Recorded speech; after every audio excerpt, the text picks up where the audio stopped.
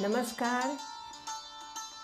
Astro sky channel पर आप सबका स्वागत है।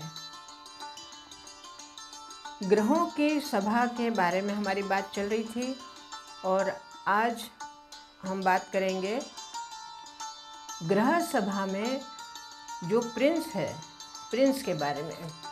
प्रिंस अर्थात राजकुमार। जैसे ग्रह सभा में राजा का स्थान सूर्य का है, रानी का स्थान चंद्र का है और अब तीसरा स्थान आता है बुध का, जो कि राजपुत्र हैं। बुध को राजपुत्र के जो स्थान दिया गया है वो कुछ पौराणिक कथाओं के अनुसार भी बात आती है, क्योंकि बुध है चंद्रपुत्र और कुछ ऐसी बातें सामने पुराण में आती हैं कि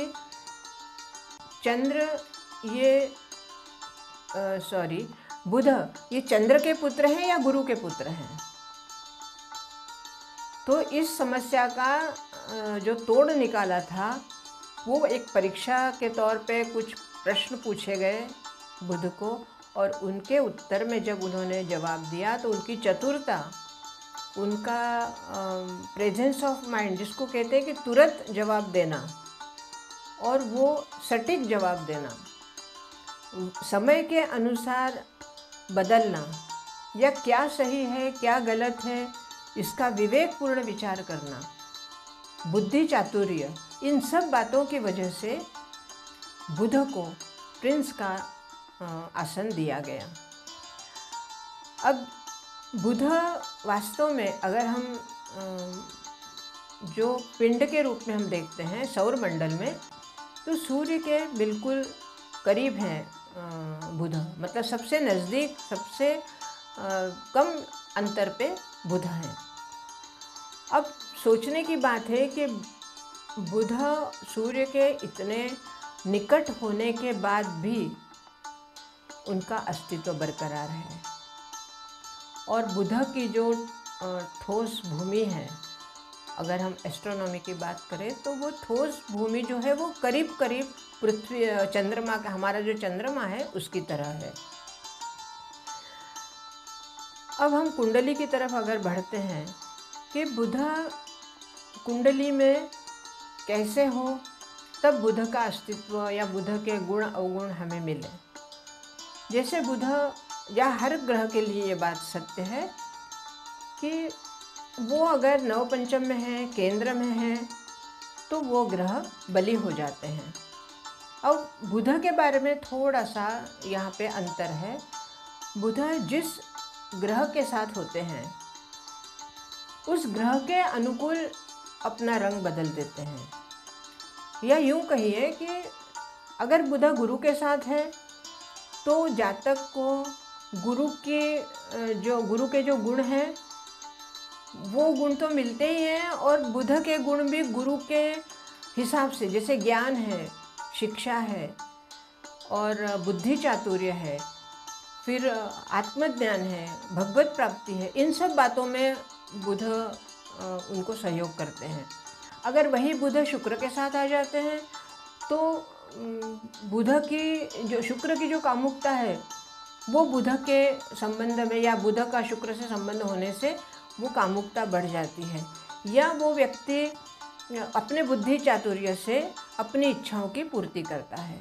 अगर वही बुध अगर शनि के साथ आ जाते हैं तो कर्म प्रधान बन जाते हैं।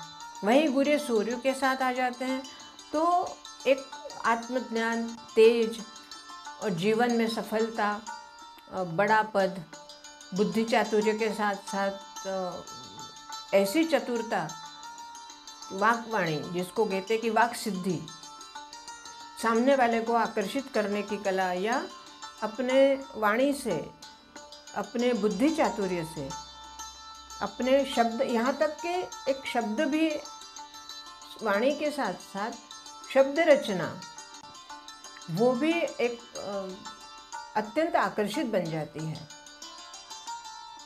तो मंगल है, राहु है या केतु है, इन जैसे जैसे ग्रह उनके साथ युति बदलती है या उनके ऊपर दृष्टि होती है, तो बुध का जो व्यवहार है या बुध के जो गुण हैं वो भी बदल जाते हैं।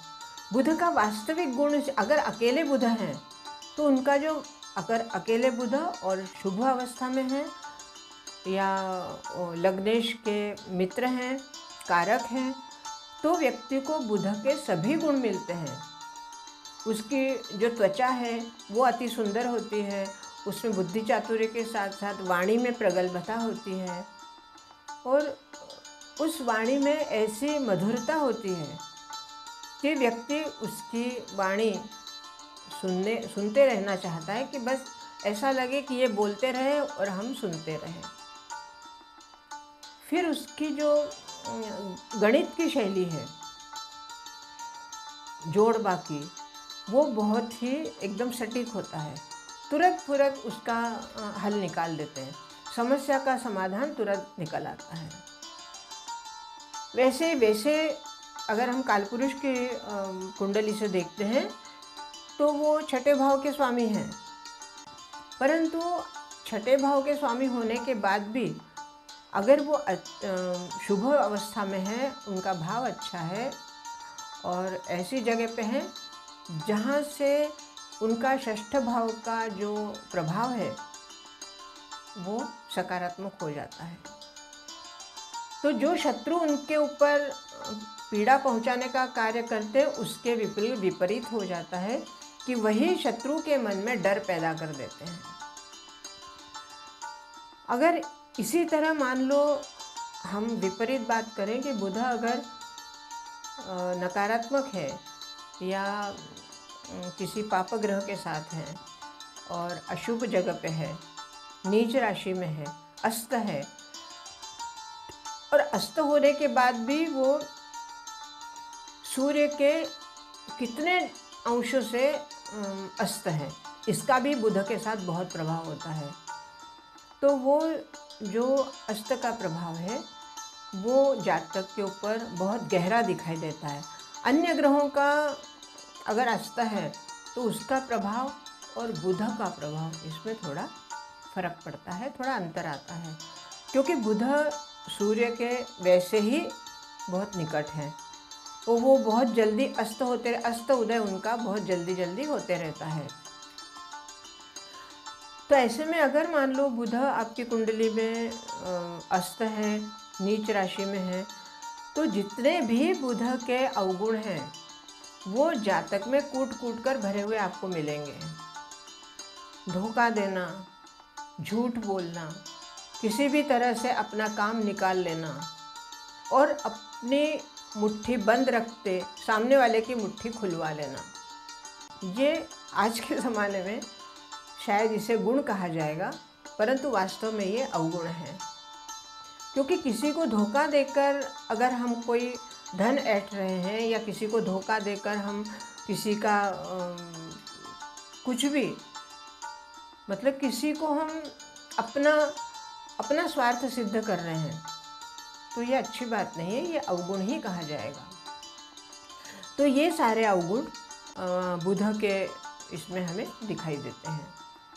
फिर बुध के ऊपर जैसे मान लो नीच भी है और अस्त भी है, तो ऐसे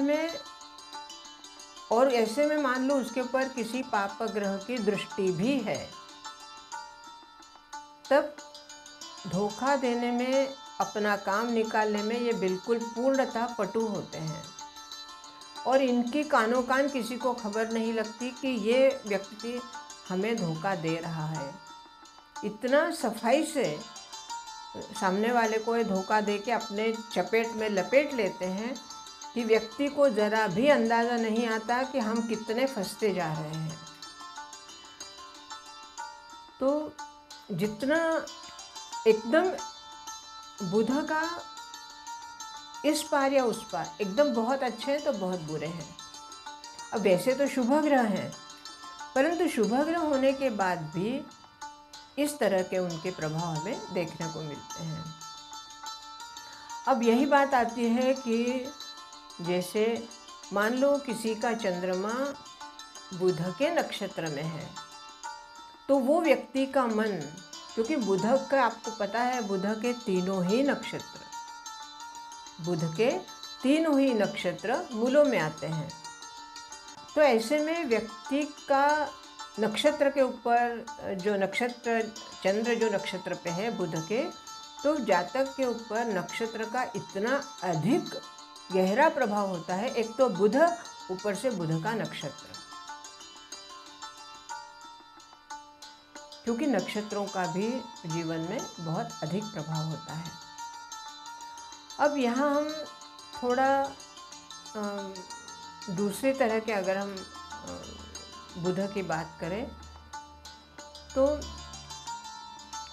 बुध अगर आपके साथ, जैसे मान लो बुध की महादशा है और बुध की महादशा में आपके कुंडली में बुध अच्छी जगह पे है, मतलब जैसे नवम पंचम में है या सुख स्थान में है या कर्म स्थान में है, और ऐसे में अगर आपकी बुध की महादशा आपके लाइफ में जीवन के बीच के पीरियड में आती, बीच का मतलब उम्र के 25 से लेके 55 के बीच में अगर आती है, या 25 से लेके 50 की उम्र तक आती है, तो बुध का कैसा प्रभाव रहेगा।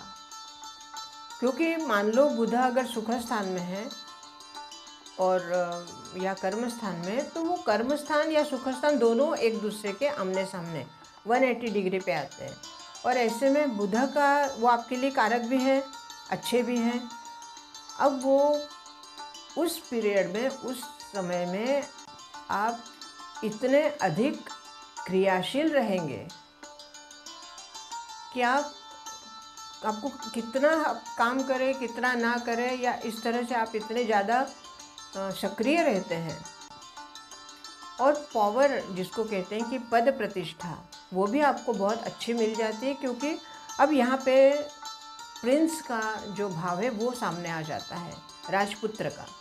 राजपुत्र कैसे होते हैं कि वो राजा के पुत्र हैं, इसलिए उनमें वो सारी प्रधानताएं, वो सारे अधिकार उनको मिलते हैं। तो अगर कर्म स्थान में बुध आ जाए तो व्यक्ति को लगता है कि सारे अधिकार मेरे हाथ में हैं, मैं जो करूं, जो मैं कहूं वही होना चाहिए, और वही होकर रहता है। भले ही कोई उसके लिए मना करता रहे कि हम इनका कहना नहीं मानेंगे, लेकिन वो बात करनी पड़ती है, क्योंकि वो उनका एक अधिकार के तौर पे वापर करते हैं। जैसे चंद्र के बारे में मैंने बताया, या अब ये बुध के बारे में भी यही कह रही हूँ कि ग्रहों के बारे में कहने के लिए इतना बहुत कुछ है, क्योंकि ये ज्योतिष, ये ज्ञान सागर है। इसमें से हम कितना कहें, कितना समझें, कितना बताएं, सब कुछ कम है।